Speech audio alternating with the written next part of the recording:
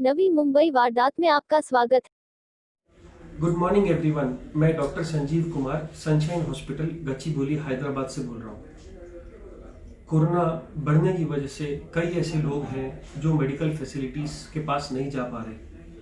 बुखार कॉमन हो गया है और डर बढ़ता जा रहा है। वो लोग जिनको बुखार नहीं है उनको कोरोना होने का चांस बहुत कम है, क्योंकि बगैर बुखार के कोरोना नहीं हो सकता।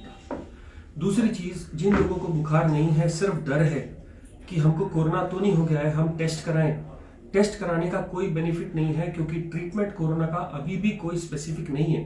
सारा ट्रीटमेंट सिर्फ सिम्टोमेटिक आपकी प्रॉब्लम्स के हिसाब से ही किया जा रहा है। इसलिए कोरोना के टेस्ट के पीछे मत भागिए। जिन लोगों को डर है कि हम कोरोना पेशेंट के पास गए थे, हमको तो नहीं हो गया, अगर आपको फीवर नहीं आ रहा तो आपको कोरोना नहीं है। अगर आपका टेस्ट भी कोरोना का पॉजिटिव आया और आपको कोई सिम्टम नहीं है तो सिर्फ 14 दिन के लिए घर में आइसोलेशन रहना बहुत जरूरी है, जिससे कि दूसरों को ना फैले। जो लोग घर पे हैं वो लोग हैंड सैनिटाइजर का या फिर घर के बने सोप्स का यूज करिए। कैसे यूज करना है, आपको सैनिटाइजर लेकर के इसको चारों तरफ रगड़ना है, इवन साबुन से भी ऐसे ही, जिससे कि कोई भी कॉर्नर ना बचे। अब ये आपका हैंड स्टेरलाइज है। अगर आप पेशेंट को छूना चाह रहे हैं तो या तो सैनिटाइजर नहीं तो ग्लव यूज करिए, और छूने के बाद या काम खत्म होने के बाद वो ग्लव उतार करके फेंक दीजिए। उस ग्लव को पहन करके आप बाहर मत जाइए, नहीं तो इन्फेक्शन बाहर आ जाएगा। अगर आप इन्फेक्टेड नहीं है तो सोशल डिस्टेंसिंग के टाइम या तो कपड़े का या N95 या सिंपल मास्क यूज करना इक्वली इफेक्टिव है। सिर्फ पेशेंट से 1 मीटर की दूरी बनाए रखिए। वो लोग जो इन्फेक्टेड नहीं है अपनी इम्यूनिटी को बूस्ट करना चाहते हैं कि हमको इन्फेक्शन ना हो, या हो तो हम उससे बच जाएं, उसके लिए जो हमारे पास विटामिन सी की टैबलेट्स हैं, जो एक सुबह और एक शाम ले लेनी चाहिए। कुछ मल्टीविटामिन की गोलियां आती हैं, विकासूल या मल्टीविटामिन सुप्राडीन, कोई भी गोली एक जैसा ही काम करती है, दिन में एक लेना इनफ होता है।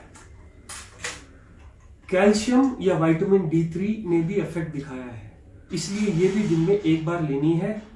विटामिन डी के 60K के कैप्सूल्स आते हैं, 3 दिन लेकर के बंद कर दीजिए।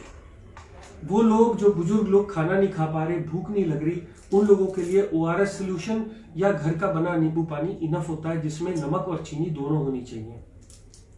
यहां तक मैंने बात करी वो लोग जिनको कोई इन्फेक्शन नहीं है या फीवर नहीं आ रहा। मैंने फिर बताया, फीवर नहीं है तो कोरोना नहीं है, क्योंकि 97% को पहला सिम्टम ही फीवर आता है। अगर आपको फीवर आ रहा है तो थर्मामीटर से चेक करिए, पैनिक मत करिए। अगर फीवर आ रहा है तो आप पैरासिटामोल की बनी टैबलेट आपको आराम से मिल जाएगी 500 या 600 में। ये मॉर्निंग, आफ्टरनून और इवनिंग। पैरासिटामोल की गोली से शरीर के दर्द, कमजोरी, सिर का दर्द, गले का दर्द या फीवर दोनों उतर जाते हैं। अगर इस गोली को 3 बार लेने से फीवर नहीं उतर रहा तो आप कपड़े से बॉडी को भिगा लीजिए और पंखा चला दीजिए। जैसे ही पानी सूखेगा आपका टेम्परेचर उतर जाएगा। बच्चों को भी आप यही दे सकते हो, बस पैरासिटामोल की डोज वेट के हिसाब से आधी कर दीजिए। अब इसके अलावा कुछ लोगों को सांस फूलनी शुरू हो जाती है, कुछ लोगों को डर की वजह से, कुछ लोगों को बीमारी की वजह से। अगर वो सांस फूलना डर की वजह से है तो आप ये पल्स ऑक्सीमीटर खरीद लाएं, जो कि मार्केट्स में आराम से मिल जा रहा है 500 से 1000 रुपए के बीच में, या फिर अमेजन साइट्स पे भी मिल जाता है। इसको उंगली पे लगाने से आपको आपकी ऑक्सीजन कितनी है ये बता देता है।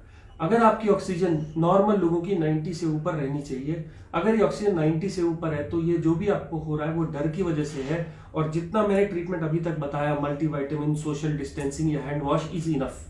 बट अगर आपकी ऑक्सीजन कम हो रही है या सांस चढ़ रही है या खांसी आ रही है तो आपको 2 टैबलेट्स, एक तो डेरिफिलिन की गोली या डॉक्सोफिलिन की गोली सुबह दोपहर शाम ले सकते हैं, और एक मोंटेलुकास्ट की गोली रात में लीवोसिट्रिजिन के साथ। इन गोलियों से आपका सांस चढ़ना कम हो जाएगा। कुछ लोगों ने म्यूसिनेक भी ट्राई करा है सुबह और शाम, म्यूसिनेक से भी सांस चढ़ना कम हो जाता है। जिन लोगों को खांसी हो रही है, कोई सिरप अच्छा और बुरा नहीं होता। जो लोग सिरप मार्केट से खरीद सकते हैं 5 ml सुबह दोपहर शाम लीजिए। जो लोग नहीं ले सकते वो लोग जिंजर का जूस, कंसंट्रेटेड जिंजर के जूस में हनी मिला के लीजिए।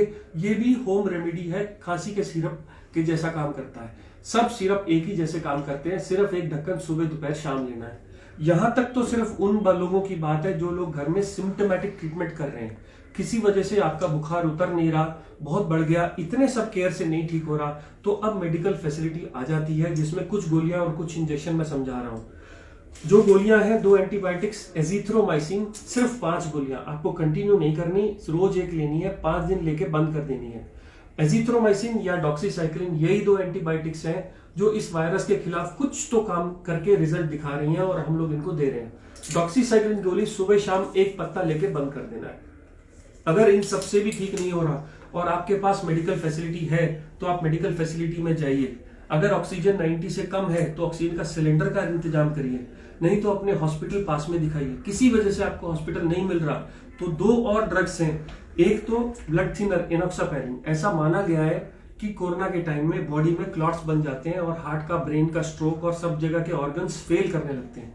ऐसे में ये ब्लड थिनर का इंजेक्शन सुबह और शाम 40 mg का अगर 3 दिन लगा लिया जाए तो ये इनसे बचाता है, प्रोटेक्ट करता है। मैं फिर कह दूं, ये मेडिकल गाइडेंस में ही करना है।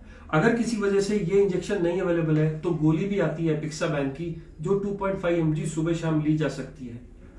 ये सब चीजें 5 दिन के लिए करनी है।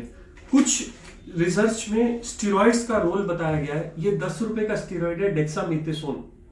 अस्थमा के लोगों को दिया जाता है, इमरजेंसी एनाफिलैक्सिस में दिया जाता है, ये भी कोरोना में आजकल दिया जा रहा है। एक इंजेक्शन 4 mg का आता है, 4 से 8 mg का एक इंजेक्शन सुबह खाने के बाद लगा लीजिए। ये इंजेक्शन भी अंडर मेडिकल गाइडेंस आपको बहुत मदद करेगा 5 दिन के लिए। बट ये उन लोगों के लिए जो बहुत सिक हो गए हैं और किसी वजह से जो वेंटिलेटर पर जाना है, वेंटिलेटर पर जाने से बचने के लिए ये इंजेक्शन लगाए तो बच जाता है। एक कोलेस्ट्रॉल की गोली एटोरवास्टैटिन 10 से 20 मिलीग्राम की गोली भी काम करती है कोरोना में, ऐसा देखा गया है। बड़ी सेफ सिंपल दवाई है, एक गोली रोज ले लीजिए, बट ये सिक लोगों के लिए ही है। और लास्ट, पानी। जो लोग बिल्कुल नहीं खाना खा रहे उनको तो चढ़ा सकते हैं, बट अब ये देखा गया है कि ज्यादा आईवी फ्लूइड देने से पेशेंट की कंडीशन खराब हो रही है, इसलिए सिर्फ पानी के ऊपर मत जाइए, कोशिश करिए इसको अवॉइड करने का। तो मैं फिर वापस आऊंगा। हम लोग जो इन्फेक्टेड नहीं है वो सिर्फ हैंड सैनिटाइजर, डिस्टेंसिंग और मास्क का यूज करेंगे।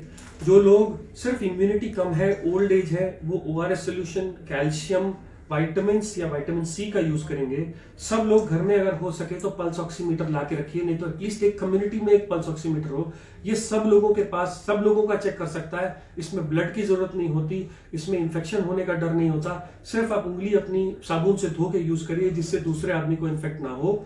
इसके अलावा घर में पैरासिटामोल, डेरिफलिन, मोन्टिलुकास्ट, म्यूसिनेक टैबलेट्स और घर के बने कफ सिरप्स, नहीं तो मार्केट के बने कफ सिरप्स। अगर इससे भी ठीक नहीं होता तो 2 एंटीबायोटिक्स, एक है डॉक्सीसाइक्लिन और एक है एजिथ्रोमाइसिन। अगर इसके बाद हॉस्पिटल की जरूरत पड़े या हॉस्पिटल ना मिले तो एक इंजेक्शन एनोक्सापैरिन और एक इंजेक्शन डेकाड्रान, यही इस वक्त हमारे पास बेसिक केयर अवेलेबल है। मेक श्योर कि ये सबके पास इंफॉर्मेशन चली जाए। आप अपनी डिसीज की सिवियरिटी के हिसाब से इसमें से ड्रग्स लेंगे, लेफ्ट साइड से राइट साइड में सिवियरिटी बढ़ती चली जाएगी। जो लोग हॉस्पिटल जा सकते हैं वो हॉस्पिटल में रहिए। जिन लोगों की ऑक्सीजन कम है वो घर में ऑक्सीजन इंतजाम करके भी ये ट्रीटमेंट शुरू कर सकते हैं। और मुझे उम्मीद है within 1 month we all will be all happy and fine. Thank you. मैं doctor Sanjeev Kumar Sunshine hospital से बोल रहा हूँ।